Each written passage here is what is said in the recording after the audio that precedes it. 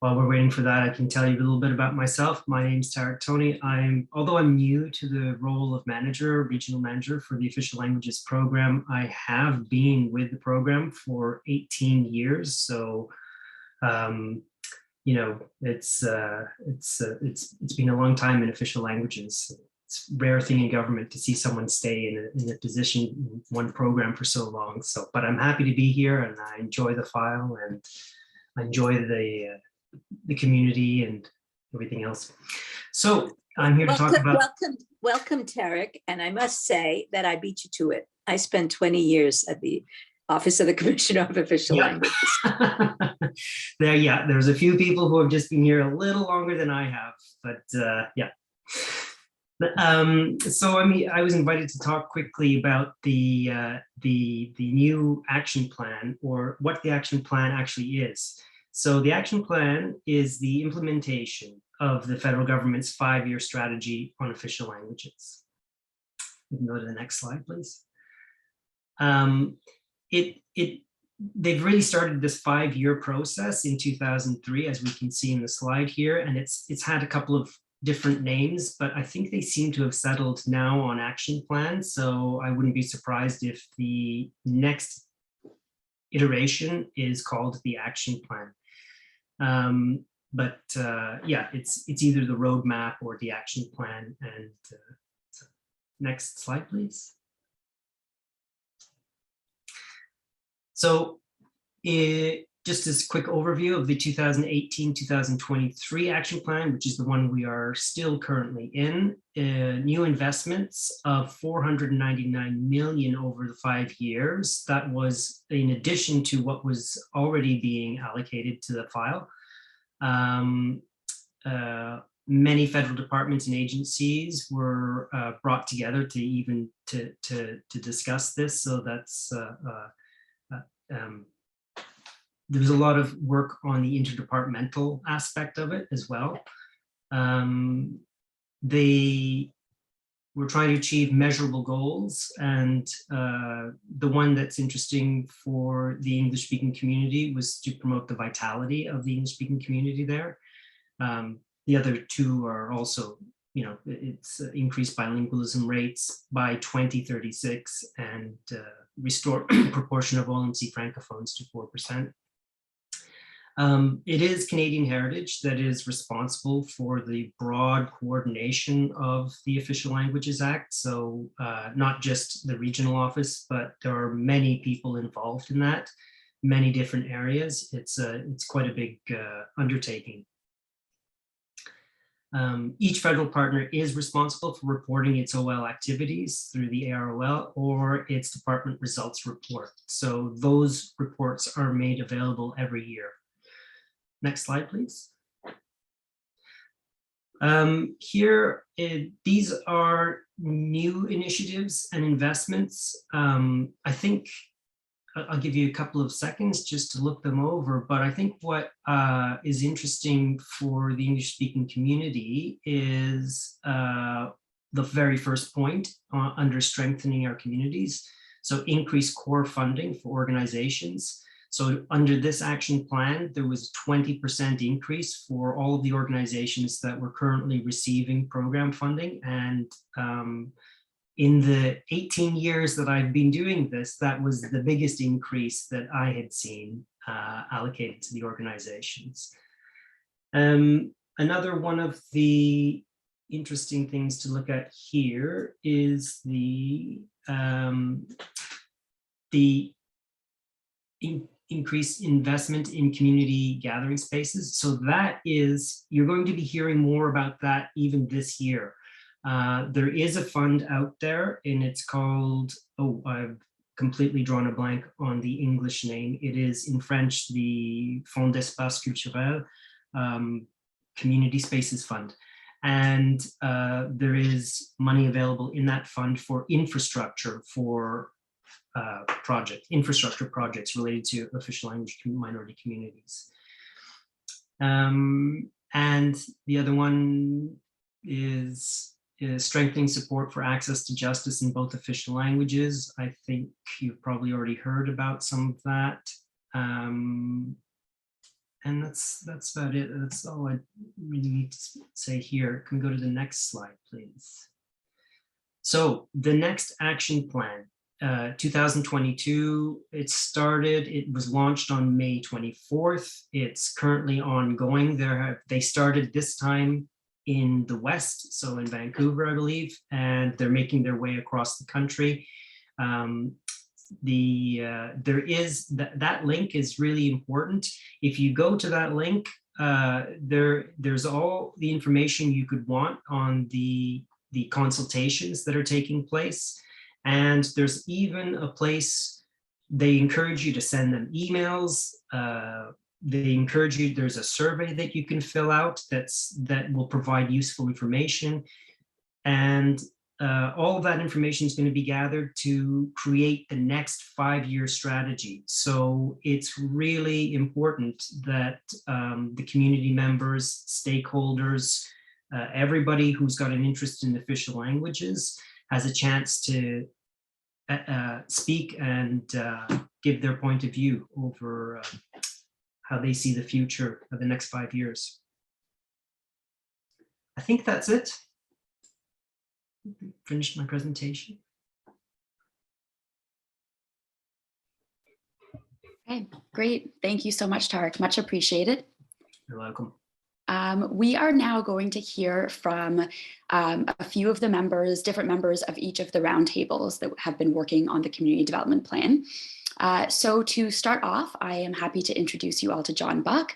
John is the President and Director General of the Community Economic Development and Employability Corporation and a member of the Roundtable on Data. John, go ahead. Thanks, Susanna, and congratulations, Eva, as well. It's a pleasure to see you in this capacity, and congratulations to QCGN. I know for some of us today is a kind of a discrete event from 1 to 3.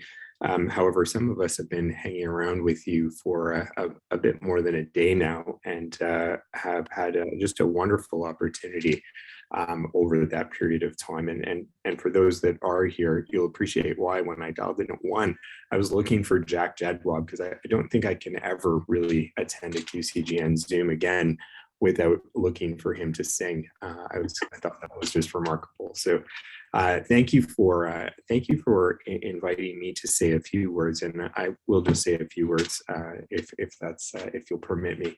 I'm going to deviate just a little bit from what I was asked to talk about, which I'm really delighted to speak about, and that is the data table and the process that we've been involved with now for several months. Just one of the many roundtables that QCGN has been facilitating, orchestrating, and part of this process that's been, I think, really a helpful and a very useful initiative that is going to generate for us, I think, some important priorities in a data context. We've been talking a lot, as you probably would anticipate, about the sharing of information, about making sure that everyone is speaking with the knowledge and the information that we need in order to have persuasive arguments, to be able to make the right kinds of choices, to be able to put in place the right kinds of strategies, and really just to have access to world-class information that can be helpful for us and for our communities as we move forward. And that's been a real pleasure, and I know that's generating some important fruit that I'm certain will find its way into some of the discussions that are emerging around the action plan that I appreciate Tarek introducing us to some of the trajectory of what's happening there. And I know we're all eager to participate throughout that process. The part that is maybe a little bit deviating from the roundtable piece, but it certainly is connected to that I'm going to reference, is a bit of a subset of the roundtables that has emerged, that's been talking a lot about economic development. And I'll spend a moment or two speaking about that. And it's been a great pleasure to have that initiated by QCGN, also to have the benefit of Paul Hawley from the Association of Canadian Studies, who's come to provide us with a lot of that knowledge and information that we can find to be so useful. Aki, who I see here before me, Aki and Mario from Yes Montreal, who've been really playing an important role in terms of the discussion about what we might say around economic development moving forward. And one of the things that I think is emerging from that discussion that will be important for us as we start to engage more in the action plan discussions over the coming months is to talk about really how economic development is fundamental if we're talking about community vitality.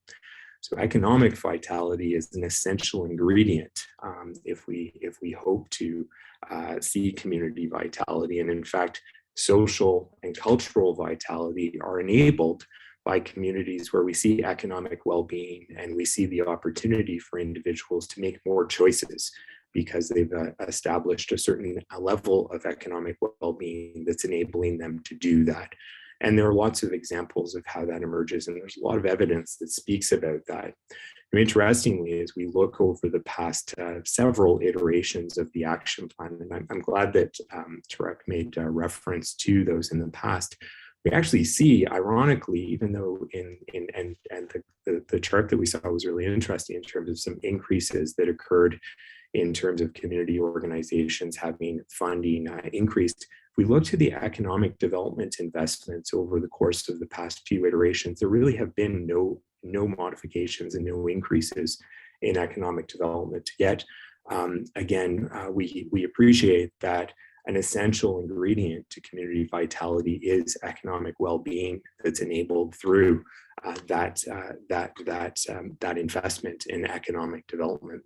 So I'm not going to belabor this point. I think you can anticipate where I'm going in terms of the ask for the next action plan. But I will just elaborate on a few important details, I think, in this regard. One is that the English-speaking community in Quebec is an essential contributor to Quebec's economic growth and prosperity. So again, we're essential in that recipe.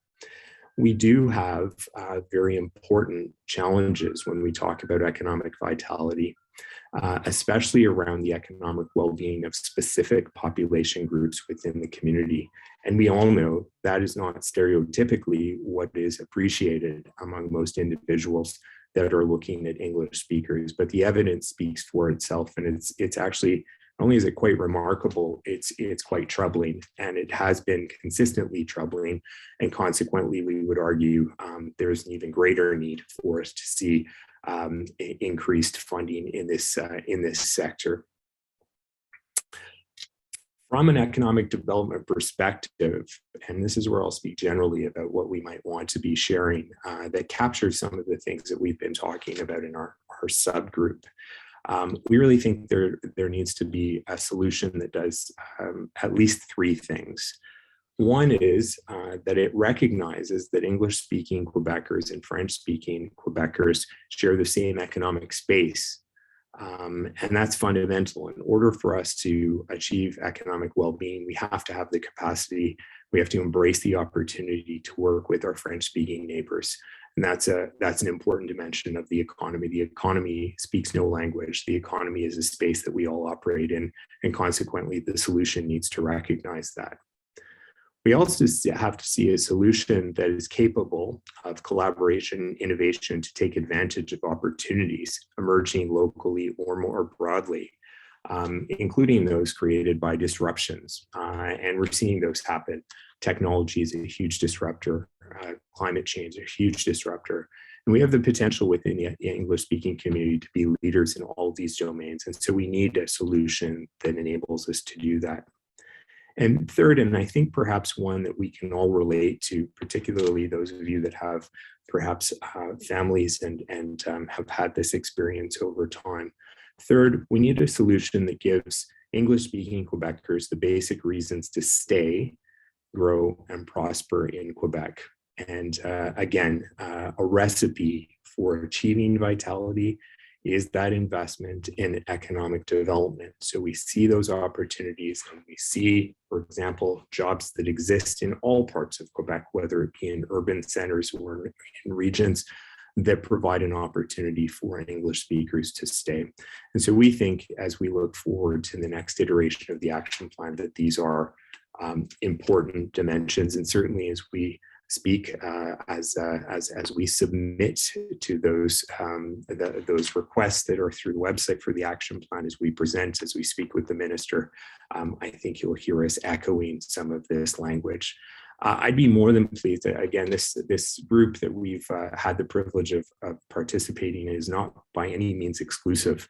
And Riley, I think maybe I can ask for you, I see you shaking your head, perhaps if anyone's interested in jumping on board, learning more about this, speaking with us, or just discussing some of the concepts we talked about, perhaps reach out to Riley, and certainly be a pleasure, certainly my pleasure, specifically, even if that's possible, to speak with you and see if we can engage you in that discussion that's so important for the future of our English-speaking community. Great. Thank you so much, John.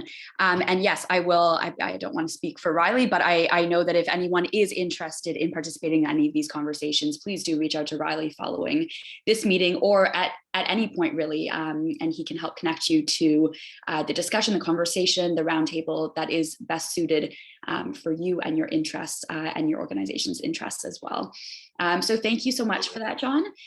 Next up, I'd like to introduce Margot Legault. Margot is the Executive Director of Literacy Quebec, and Margot is also a member of the Roundtable on Data. Margot, go ahead. Thanks, Susanna. So I've been invited to share our, sorry, something going on with my computer here. I've been asked to share our experience with the action plan. And this goes back 7 years. Sorry, I'm having issues here. Apologies, everyone. I don't know what's going on. Okay, great.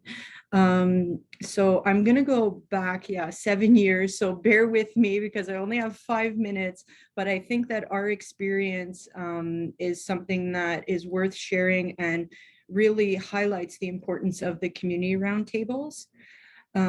So just as a brief history, before 2016, the landscape of English literacy in Quebec, there was Literacy Quebec and its member organizations who are funded provincially through the Ministry of Education. And then there was the Center for Literacy, which had a research mandate, and QELA, the Quebec English Learning Alliance, who were both federally funded through what is now the Office of Skills for Success. And they really had a mandate to represent Quebec English literacy to the rest of Canada and to federal agencies. In 2016, under the Harper government, core funding to all literacy organizations that were funded federally was cut. And that resulted in most literacy organizations across Canada who were working in OLMCs to either close their doors or find a way to reinvent themselves. And that resulted in the closing of the Center for Literacy and QLA.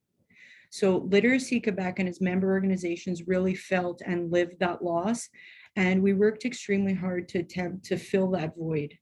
But having no prior experience with federal action plan on OLMCs, there was not only a learning curve, but also a sense that we weren't sure how things work.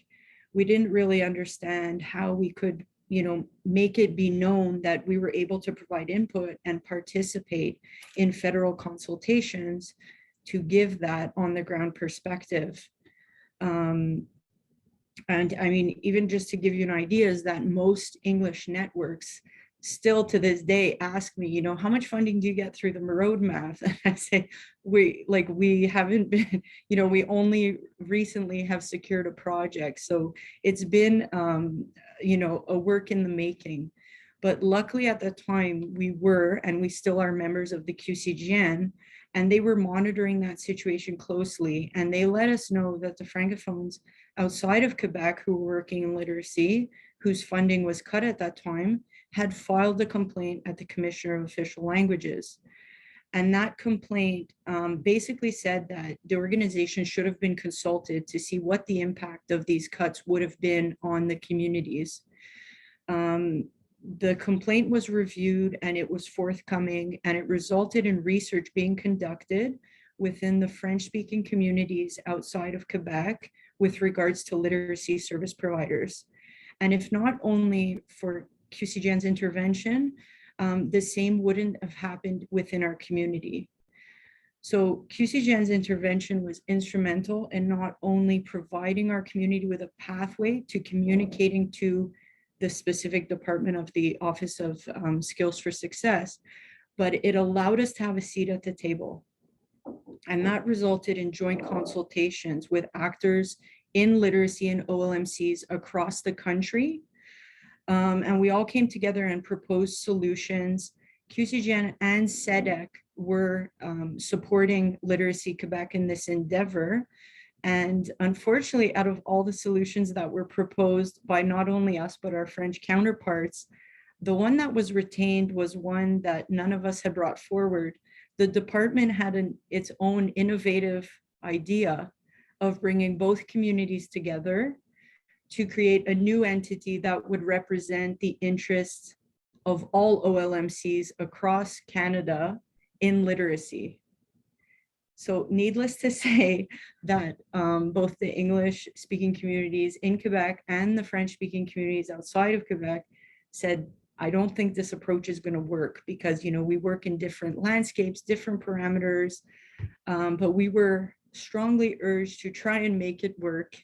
So we gave it our best effort. After about a year and a half of, you know, submitting a project application, joint application, and trying to work together, it didn't work. And both communities were asked to sort of go its separate ways. And we're now in the first year of our project. Things are going well, but from this experience, we realized that it was clear that even our French counterparts outside of Quebec didn't understand our reality, and they weren't exactly happy to have to work with us because they felt that their, you know, the parameters within their work, it was very different.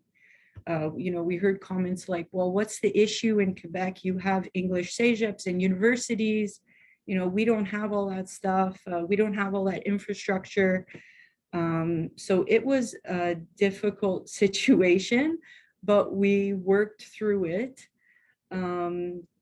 And in the end, we were able to secure a 5-year project, which is going to result in a granting stream for pilot projects within our communities. That is a very brief summary. A lot happened in and there in between, but I think from this entire experience, some of the challenges that we saw is that really it's not well understood that the English-speaking communities within Quebec have a very different experience and landscape and different challenges. It's not, we're kind of sometimes all lumped together or even forgotten within different sectors. So I think that really highlights the needs for the community roundtables. Another challenge that we realize is that navigating federal programs and departments are extremely difficult if you don't have a direct contact or tie to a department.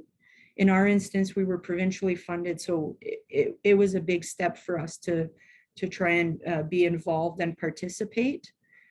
And I think one of the key takeaways is that really the community networks on the ground need to be valued and heard because they understand the landscape and the parameters with which they have to work with better than anyone else. And they also have that direct connection to the communities and the needs of the people they're reaching. And I mean, I know I'm preaching to the choir because everyone here does the exact same, but I think it just goes to show that, you know, thank you to QCGN for creating these roundtables and allowing us all to participate and bring us together because it's just so valuable for organizations like ourselves. Thank you so much, Margot. Thank you for sharing that background with us, sharing your experiences. Last but not least, we're going to be hearing from Vanessa Herrick. Vanessa is the Executive Director of the English Language Arts Network, and a member of the Roundtable on Organizational and Network Health. Vanessa, go ahead. Thank you. So those of you who are paying attention will realize that I am not Guy Rogers, who normally sits at these things representing ELAN. I'm the new executive director. So I have been a part of this in my previous role with Seniors Action Quebec. And then we had another staff member involved for the English Language Art Network. Those of you who don't know Elan, we represent English-speaking artists across Quebec. We work to connect, support, and create opportunities for them. And when Riley asked me to speak, I wasn't sure that I was well placed because I hadn't been at a table for the whole process. But I did ask him if I could come on and talk a bit about why I think it's so important that this community collaboration model exists and is facilitated. I'll say also that Elan isn't a QCGN member, but I think it's so critical. And I'd really like to commend QCGN for inviting non-members for participating. And I encourage all of you who are involved with or connected to organizations that aren't members to please get involved, because I think that this model of community collaboration is so critical for all of us in so many ways. And I really want to highlight two specific ways that are clear and simple that you can bring forward in your community or to other organizations to encourage them to join. And one of them is really like practical and simple. When you're applying for a grant application, if we have all joined together and agreed upon the shared challenges, we don't have to sit around trying to justify what our challenges are, trying to show that they exist, because they have already been laid out. The work has been done. So for all the time that's being put in right now, which I know some people are like, oh my God, I don't have time. It's so valuable. You need to think about long-term for your community, how this will facilitate your moving forward. And then the other thing that I think is really important and sometimes overlooked is that when we all come together and we talk about our shared challenges, this is a really great time to create collaborations and look at ways that we can work together to address these shared challenges. I mean, these are challenges that we are all sitting together and addressing. We all work in different sectors, in different regions, but we're able to identify these as big issues that we all face. And I think in these conversations, we can really identify ways that we can work together to face them.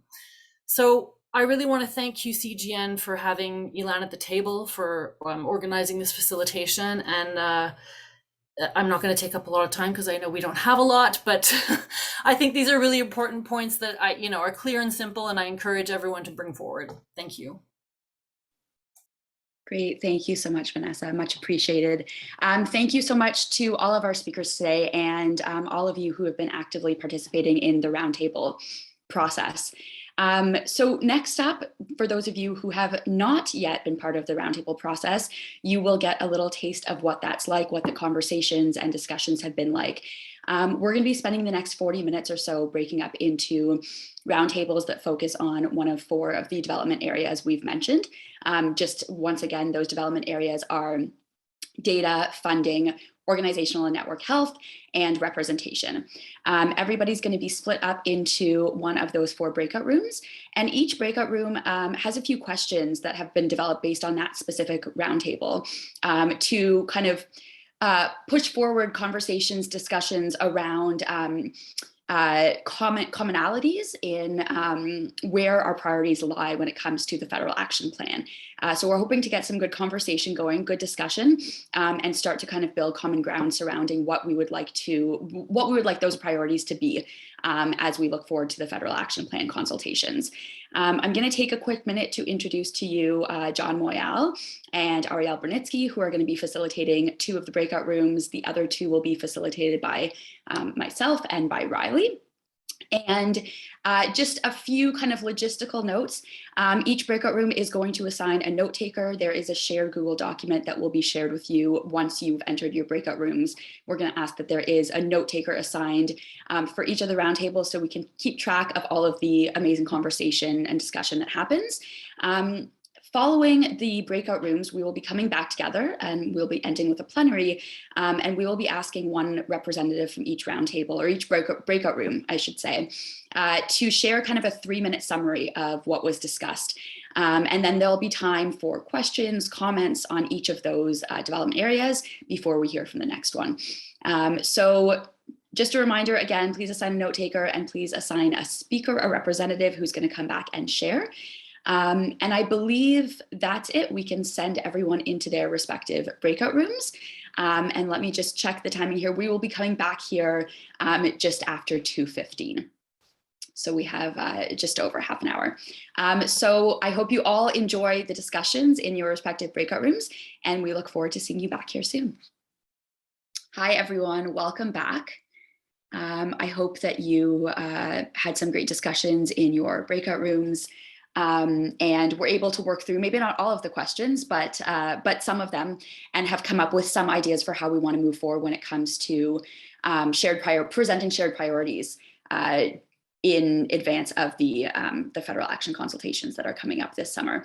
So the way this next portion is going to work is each roundtable is going to have 3 minutes to have someone kind of just present, obviously not a formal presentation, but just share a summary of what was discussed in your breakout rooms, what were the key topics that came up, and share that with the rest of the group.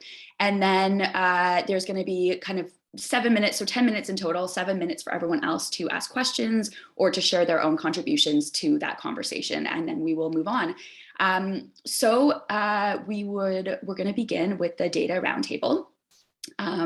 So whoever is presenting for data, please unmute yourself. We will make sure you get a screen spotlight, and we will start to share. And I will hop in if we do go over 3 minutes. So I do apologize in advance if you get cut off, and I will set the clock for 3 minutes. So Data, go ahead. Hi, everybody. My name is Celine Cooper. I'll be presenting on behalf of the Data Roundtable. So we had 3 questions to address. The first was, how do we make the case to government to provide adequate funding for research and policy work? The second question was, which sectors can benefit from this type of support? And the third question was, what needs do community stakeholders have when it comes to accessing, producing, and using data effectively? How can the action plan support our community in meeting these needs? So for the first question around how do we make the case for funding for research and policy, there were some really good points made. So one of the points is that we need to make the case for equity with francophones outside of Quebec. We need more money provided to research outside of English-speaking Quebec, and that we should also look at the kind of money that's being provided currently by the Secretariat. So this provincial funding, we need to make the case to the federal government to maybe match that money.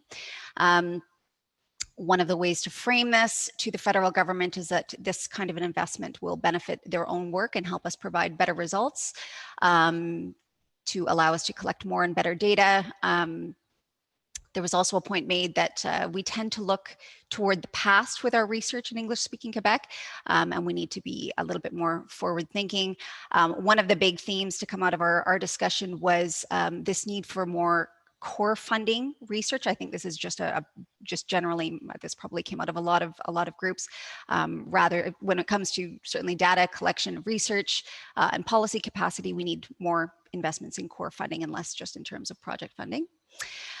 For the second question, which sectors can benefit from this type of support? The short answer to that was all sectors could benefit from better support for research. We need to ensure privacy with data collection. There's some concerns that people have had that they're reluctant to provide information, or they have some concerns around research data collection. So we need to be able to ensure that privacy. We know that different parties, including governments, can use the term that was used in our group was data as a weapon. Sometimes it's difficult for communities to counter the sorts of narratives that are created about us, about them, particularly when it comes to demography and socioeconomic data. So we need to be able to take control of that data. Certainly in terms of federal and provincial data, we know that different data sets are used to create different kinds of narratives. So we need to be able to ask for funds to create more accurate, consistent portraits of our community. When it comes to the third question, what needs do community stakeholders have when it comes to accessing, producing, and using data effectively, and how can the action plan support our community in meeting these needs? One of the things that we discussed was we know we have a communications challenge when it comes to sharing data, sharing research, these issues, questions around knowledge mobilization, building capacity. We tend to work in echo chambers in the English speaking community. Sometimes there's really good research that's produced, but it's not always shared.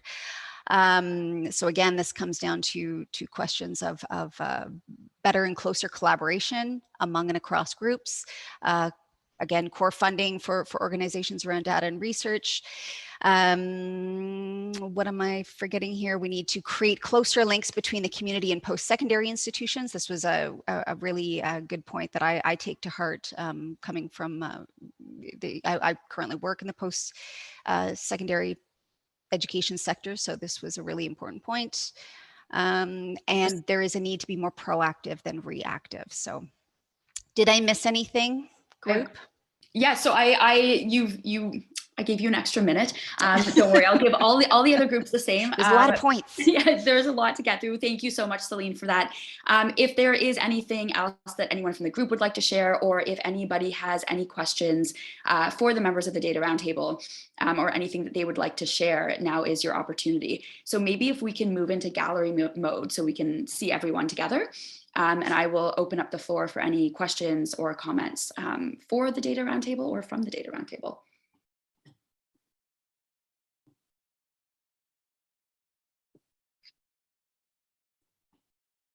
I just want to say kudos to Celine for reading my quick notes. Kudos to Andrew for your excellent note taking, on which I relied.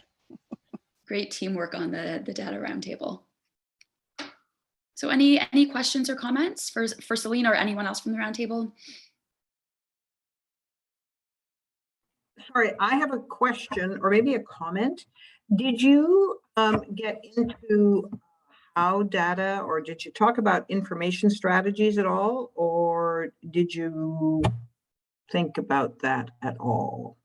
How do we get the data? What are the information strategies more generally? Like research, yes, but other kinds of data. We didn't get into sort of a solutions focused discussion but I hear you, and I agree that I think that well, the information strategies, the knowledge mobilization strategies is a big discussion and an important one. And that your roundtable will continue to have. Clearly. Thanks, Celine. Thanks, Sylvia. So can I just flag an issue of concern around data collection going forward, mostly because the people in this group may bump up against it, and this may have already been very obvious to you. But to the extent that we're relying on first official language spoken as a StatsCan indicator of the size of the English-speaking community, we need to be extraordinarily concerned about Bill 96 and the implication for what data set is going to be used in the evaluation of the size and what population sample is going to be used to do the data analysis.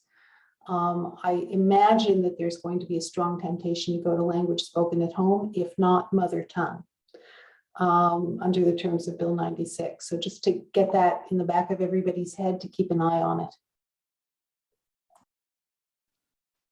Thank you, Sarah.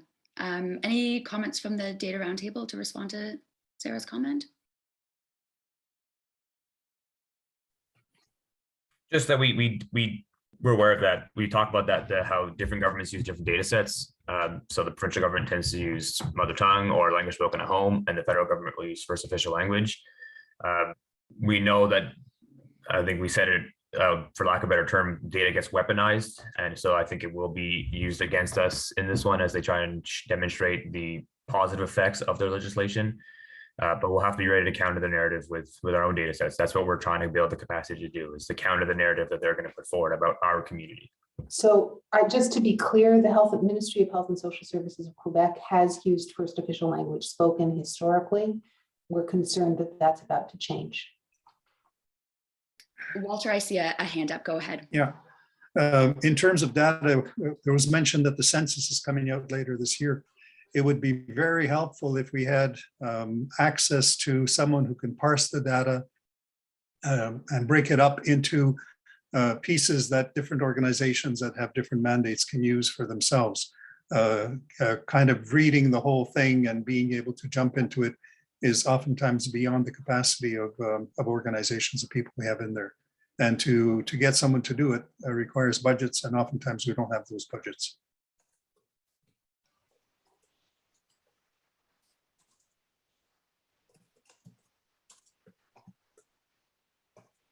Any comments or responses to Walter's comment? I can pitch in. I know we're planning a talk, a lunch and learn at Questron in early September. That'll, we'll sort of go through the data in 1 hour. We're also working on getting funding for a new research brief series. So like 1 or 2 pagers that can be used by community groups rather than having to read through, wade through Beyond 2020 or, a 300-page master's PhD thesis. So those are some of the things that are on our radar. Okay, great. Thank you for sharing, Patrick. Any last thoughts, comments, or questions for the Data Roundtable before we move on?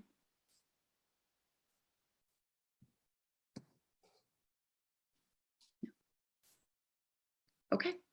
Well, thank you to Celine and Andrew and everyone else from the Data Roundtable for presenting and for sharing the discussions that have been going on. I'm going to turn it over now to the Funding Roundtable. So whoever it is from funding that is speaking, please unmute yourself and we will spotlight you. I'm it. I think I'm unmuted. Yes, you're Okay, good. Thanks, perfect. Walter. Go ahead. Yeah, we had 3 questions. I said everyone else did, I think. The first one has to do with how the action plan introduces appropriate programs to address the lack of core funding in an organization. A number of comments. First, there's a concern that is there a political will to actually do something with the monies that are there? And is in terms of commitment and recognizing the needs of the community? That's an area that, you have to have somebody who's prepared to do something in the area that's required. The experience in the past has often been that we are playing catch up. There has been no indexation of the resources that have come through. Inflation is going to bite us all as we move forward in a way that we still don't know. There is concern that one of the points was, how can we use the reference to stability and building some centers that require that Mr. What was his name? I forget his name. The Commissioner of Official Languages referred to this morning, and how perhaps we can tap into those ideas. We have strategic partnerships and we need to maintain them. They're key to moving forward. Different groups can bring different perspectives to the table, and these things oftentimes overlap and give people strength and ideas to move forward with them. And one of the other comments is that we don't have a strong policy development capacity as a community. We need funding that targets this skill set and contributes, and the contribution agreement doesn't seem to directly address that particular need, but it's one that we have as a community. The second topic had to do with how the action plan can support the community in developing the necessary multifaceted policy capacity needed to properly articulate our needs, and in what sectors do gaps in public policy impact, what are the gaps in public policy impact community vitality. Here, the health and social services community needs strong policy capacity. That theme came back, twinned with advocacy capacity. Literacy, healthcare outcomes are interlinked, and we need to be able to tap into the expertise in the community. And lots of community dollars are going into organizations in the province, but because they are provincially funded, they are oftentimes prevented from taking an advocacy position. And there's value to look for research, finding more research in terms of the health outcomes related to language. One of the reasons why we do suffer from this dearth in policy capacity is that we have very low representation in the civil service. We have few people to tap into the various ministries, and those English-speaking people who do work for the ministries are in 2 or 3 sectors only. In terms of trying to read this, health and social service, vocational training, distance access to English education, service structures are not in place to service the English-speaking community. We need a tailored response to the English-speaking community. Oh yes, the services that are developed for the province are developed in such a way that they best address the results of the majority community. In terms of that kind of template that's there, oftentimes the needs of the English-speaking community don't fit, and for them to fit, they have to be tailored. And oftentimes the government is not interested in tailoring to the needs of the English-speaking community.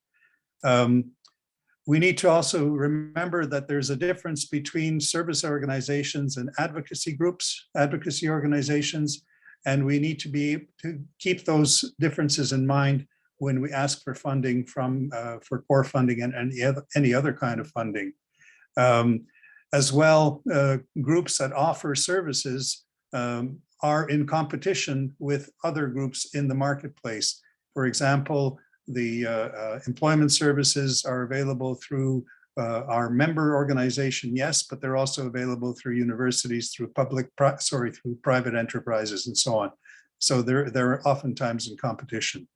And finally, the English-speaking community has historically faced institutional barriers to accessing funds from envelopes that are transferred to the province from the federal government. Conversely, many provincially funded organizations have trouble accessing federal funds due to the M30. What position can we present to the federal government to address these issues in the new action plan? The question that what was raised was, do all provinces face the same problem with M30? The command and control attitude of the provincial government when it comes to monies that are transferred from the federal government is oftentimes an obstacle, and it seems sometimes that the federal government and provincial government, how can I say this, create challenges for the community that could be reduced or eliminated. I don't know if I've covered all the points. If anybody wants to jump in, please do. Yeah, so we're over the presentation time, so I'd like to turn it back over to everyone else on the call to see if you have any questions for Walter or the rest of the funding roundtable, or share your own comments or thoughts when it comes to funding. So if we could go back into gallery view so we can see everyone.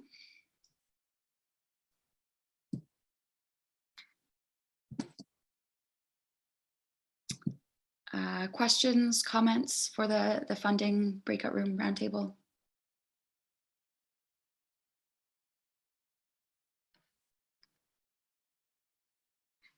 Debbie, I don't know if that, oh no, it was not a hand up. Never mind. Russell, go ahead. Oh, you're on mute, Russell. We've heard that phrase a few times in the last couple of years. Not only does what Walter referred to as M30, which is the provincial legislation that requires that agencies of the provincial government or the government of Quebec, and even para-public agencies of the government of Quebec obtain prior approval to accept federal funding, which is a huge obstacle for many of us, including my own association, by the way. But just to give you an example, on the federal provincial territorial protocol for funding English as language education or second language, minority language education, English in Quebec, governments of Quebec have refused to sign that protocol and have forced the government of Canada to sign bilateral protocols with them. They're always late, by the way. And those bilateral protocols, generally speaking, have less transparency and less accountability mechanisms than the federal provincial territorial protocols. And, I don't understand still why the federal government doesn't dig in and just say, look, that's unacceptable.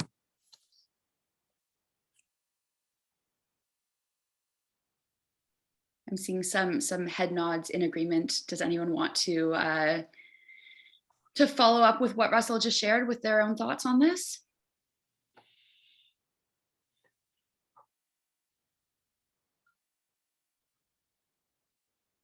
Or any additional thoughts or comments?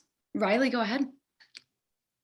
Well, thank you, Russell, for raising that. And I definitely don't have any kind of solutions or concrete responses to provide, except to say that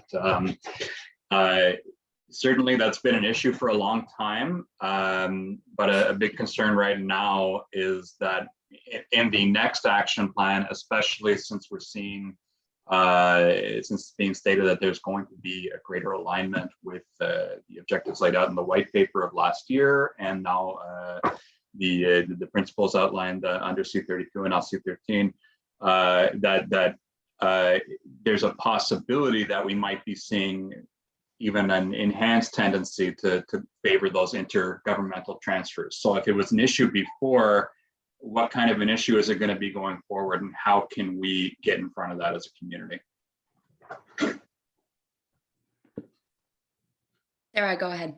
Yeah, so just to say that all of this has a tendency, intended or otherwise, to make it very difficult for the very community organizations that normally advocate on behalf of their clients and their communities to take positions which are critical of the government of Quebec. And to me, this goes to, in a very real way, the importance of an independent funding stream that would support policy and advocacy, which is not subject to that kind of pressure.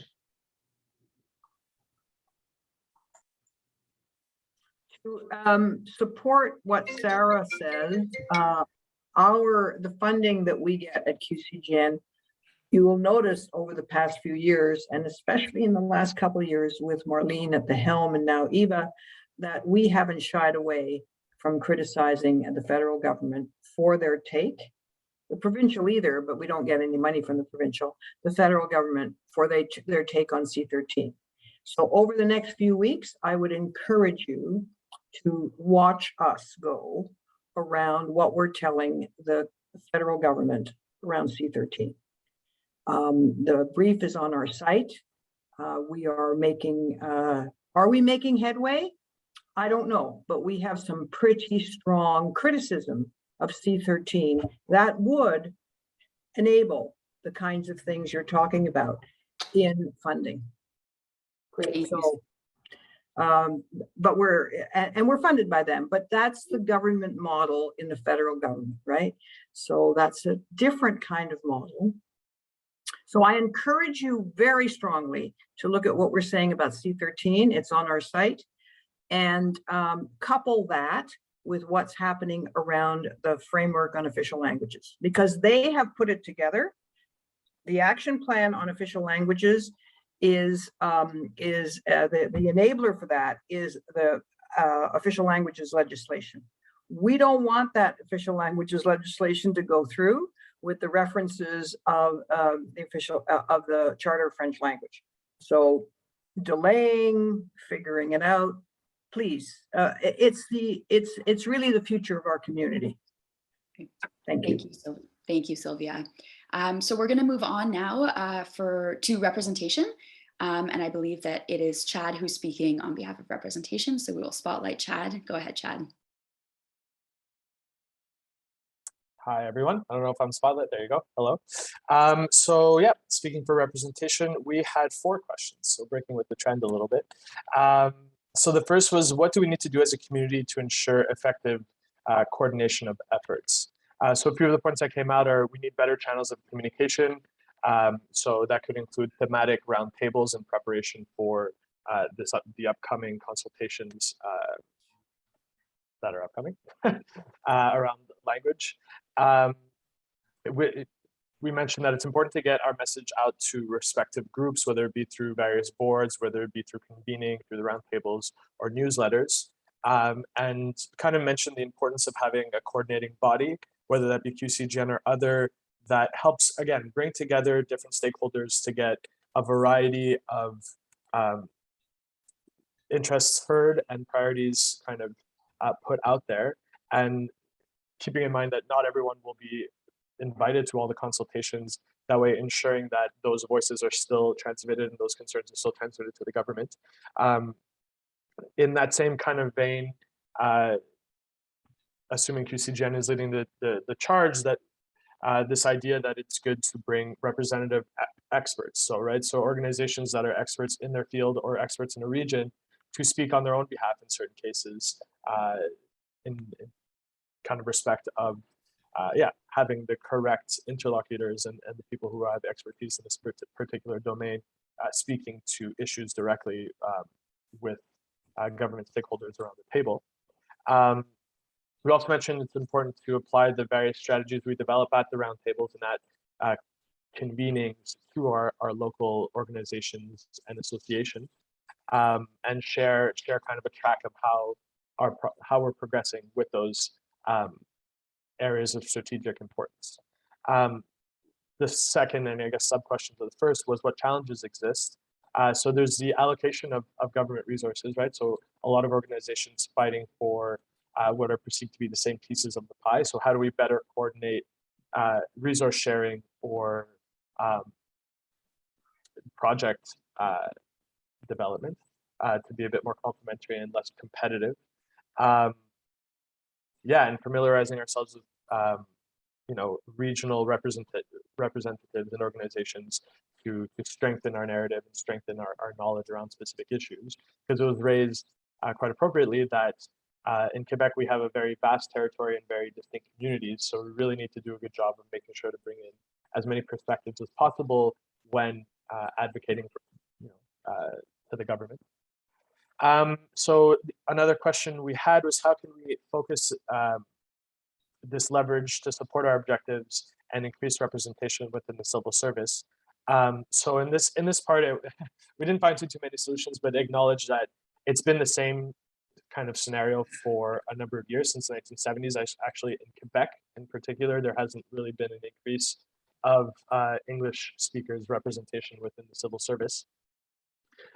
So we need to develop strategies to help improve that and to help encourage individuals to make that step. And whether it's because of perceived barriers, finding them more tools to overcome those barriers, actual barriers, so to overcome, or perceived barriers to kind of bring them more in line with their actual skill set. We need to put in place systems and tools that reinforce our ability to feel confident applying for positions within the federal government, increase our representation in that regard. And then so lastly, we had, what opportunities could a new action plan present to help us realize these objectives? So again, this comes back to developing tools for skills gap training with regard to the French civil service, finding tools that allow people to self-assess or have their French skills validated so that they can, one of the barriers was like self-selection out of these kinds of processes and self-selection out of these kinds of application streams. So tools that help individuals feel more confident in taking those steps to be part of the government. Because if we have more representation in government, in the bureaucracy, the hope is that the perspective of the English-speaking community will be more readily shared and taken into consideration. And then lastly, certainly not least, is the promotion and awareness of English language rights. So as was presented earlier today with the QCGN Justice website or Justice resource, and then just also making sure the community and the community leaders are putting out up-to-date and useful information about issues of concern to the English-speaking community, and that we're able to convene and discuss them. So I believe those are all the points, and I also believe we came in under 3 minutes. Not quite, but that's okay. Everyone's going a little bit over. Thank you, Chad. Any comments, thoughts, ideas to share based on what Chad just shared that was discussed at the representation roundtable?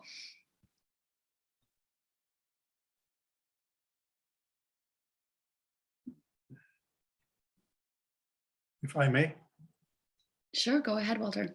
The comment that was made about the number of civil servants in the Quebec government is bang on. And one of the biggest challenges and biggest problems from my experience, and I worked at the Deputy Minister's table for a couple of years when I was in the Ministry of Education, is that the civil servants themselves are not interested in making an effort. The targets are often set at 6, 7, 10%, wink, wink, nudge, nudge, but nobody does anything about it. And they have always got a nice fallback position. We tried, didn't work. So that is going to be a monumental challenge unless there is a change in attitude along the lines of what Richard Bourris was talking about this morning, when Quebec sees itself, if ever, as a dominant minority, as a stable majority, dominant majority, as a strong majority that can actually do something for its population, its minority population. This is going to be an uphill battle that is going to be very difficult.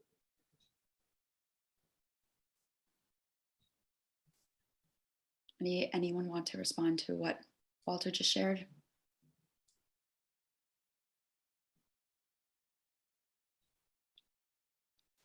Tarek, go ahead. I'm not responding to Walter's comment, but I just wanted to say that on the Public Service Commission of Canada, there is a self-assessment tool for your second language. So it could be something that, we just needs to be promoted a little bit more. Most people who are trying to find work in the federal public service tend to go there and do their self-assessment tool. So if you want, I can share the link with Riley at the end. Thank you, Tarek. Thanks for sharing that. Any other additional thoughts, comments, questions for the representation roundtable?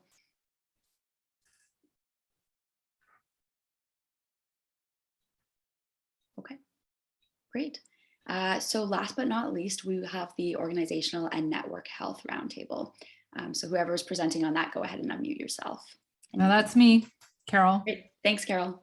So our first question was, what needs to exist with respect to organizational capacity that we want funders to be more aware of when designing these support programs? And we felt that more funding available for core funding, which we've heard a lot, and not just project funding. Once a project has proved to be successful, they should become part of regular programming. The call for constant innovation detracts from following through on projects that have already been proven successful. And quality and sustainability should be focused on more than just quantity. The current labor shortages lead to the need for individuals to take on more dossiers. They don't necessarily have the training, for instance, to pick up writing a grant application or doing the reporting. So there should be some more training to help people write grant applications. And if a grant application is written and if it is denied, then we desire feedback on what we did wrong. I know that Canadian Heritage used to do that, and there was some sense that they don't do that so much anymore. Our second question was, what innovative tools or programs are needed to support community capacity for collective action that can be developed through a new action plan? And we said that a model that needs to be continued is funding organizations in a way that they can provide micro grants or funding for their sister organizations projects, that community collaborations need to be continued and encouraged between sectors, organizations, and within sectors. There are so many overlapping issues that are possible. Often there can be a lot of good conversation around a table about what needs to be done, and then there needs to be individuals to take the lead and actually take action. So there needs to be more capacity to, I guess, give people the confidence they need and the resources to move forward. And there has to be more conversations that include our French counterparts. Our third question was, previous action plans have introduced new sources of funding to support innovative projects led by community stakeholders, including the dedicated fund and funds for social innovation how can this support be enhanced to meet ongoing needs of stakeholders? And again, we sort of said the federal government can identify additional sectoral organizations to provide overarching funding for community projects. Also, their cycling of funding might be addressed. There should be more flexibility for applying for funding that overlaps perhaps with other projects and not be locked out. And evaluations of projects over 2 or 3 years should serve as proof that it deserves to be part of regular programming, part of core funding. Okay. Was I under 3 minutes? Great. You, Carol, you were the closest to it. Well done. A few seconds over. Thank you so much for sharing. Any thoughts, comments, or questions to be shared in response to what Carol was just sharing for the Organizational and Network Health Roundtable?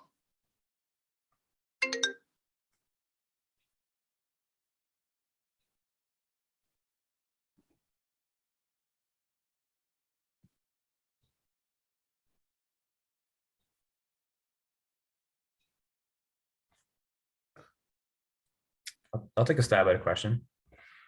Great, thanks, Andrew. Go ahead. Sorry, Carol, can you explain, you said something about organizations providing micro grants to community members again. Can you explain that thought again?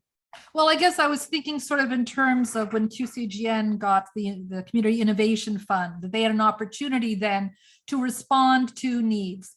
So if a smaller organization wants a smaller amount of money, maybe $10,000, instead of applying to the federal government for a grant, they know that there would be a body that they could go to who would be perhaps more sympathetic and more knowledgeable of their situation, and they might be more successful then in getting the project funded.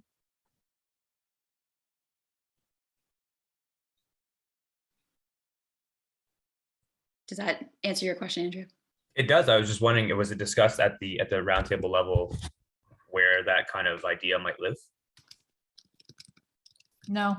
It was a new innovative idea. I love innovative ideas. Perfect. Thanks for the question, Andrew, and thank you, Carol. Any other comments or thoughts in the last couple of minutes for the Organizational Network Health? Sylvia, go ahead. That's why I was just going to say that's the beauty of plenaries, right? It's the beauty of plenaries. That's all I wanted to say. Great. Okay.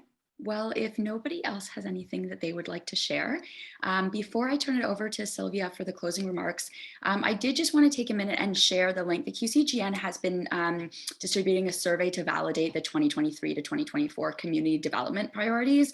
I believe, Riley, you're going to put the link to it in the chat. If you have not already filled out the survey, we do ask that you take a few minutes at the end of this meeting to do so while it's here and open on your computer. It won't take very long. It's super helpful for the QCGN to have as many respondents as possible. So the link is in the chat. And again, if you haven't already done so, please take a few minutes after this meeting to fill it out. So I would just like to say thank you so much to everyone for your enthusiastic participation today. Some really, really good and important conversations being were happening in this session today that have been very, very helpful for us as we look towards the Federal Action Plan consultations. Thank you so much to the QCGN for facilitating and for asking me to facilitate this session. And I believe that is it. So I'll now turn it over to Sylvia for some closing remarks.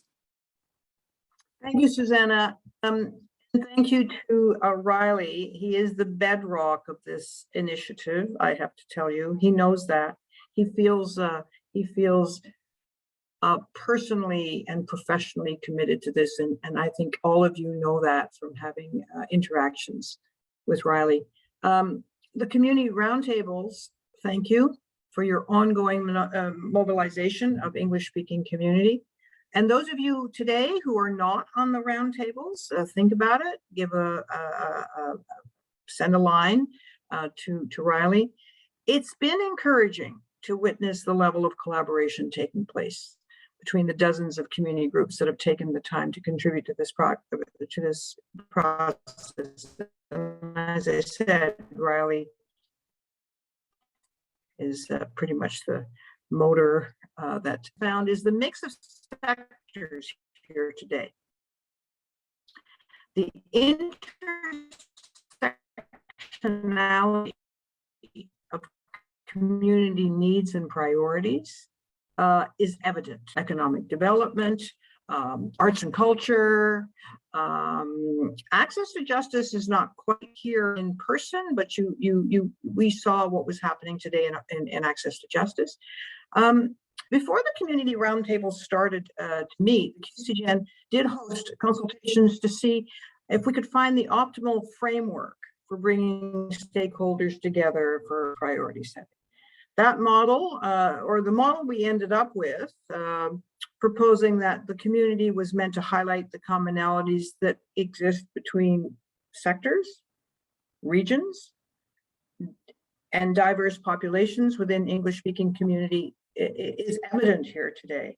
There's more work to be done, but it is definitely a direction. Because of you there today, this model is proving to be successful and will result in a validated strategic development plan by and for the English-speaking community of Quebec.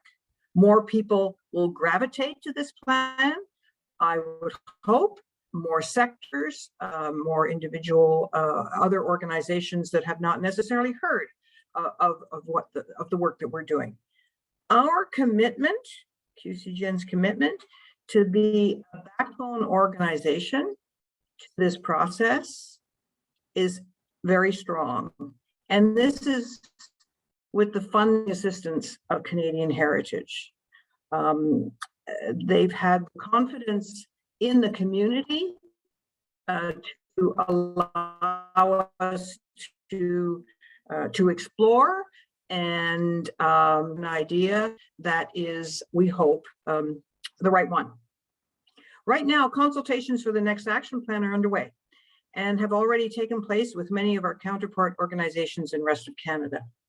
The minister's consultations tour in Quebec will be on the 6th in Montreal and 7th in Sherbrooke.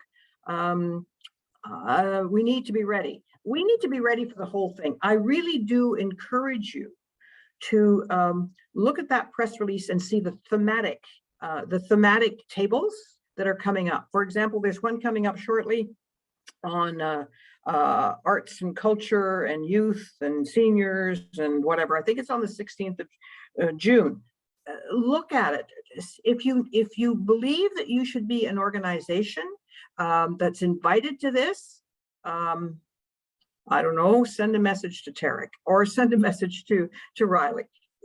We believe that we have to be at these thematic tables, not be just relegated to a provincial consultation.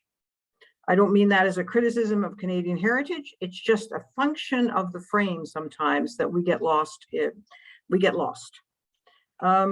There are critical moments to send clear messages to the Government of Canada that our community has its own needs and wishes to be in the driver's seat regarding its own development.